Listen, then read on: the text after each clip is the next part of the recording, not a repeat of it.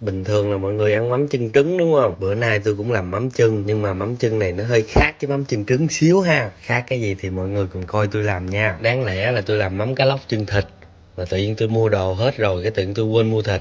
Thôi, thành ra là có mắm cá lóc chân không đi.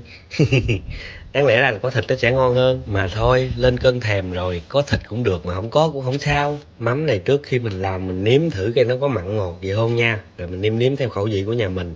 Tôi là tôi bỏ có tí xíu đường với miếng bột ngọt á. Ai mà ăn ngọt á thì bỏ đường nhiều, còn ăn mặn như tôi á thì thôi bỏ miếng thôi là được rồi.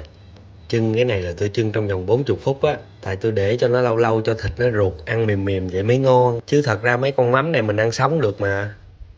Thôi để mai khỏe khỏe đi rồi mình tám tiếp ha. Nay đừ người quá, mời mọi người cùng ăn mắm cá lóc chân với tôi nghe.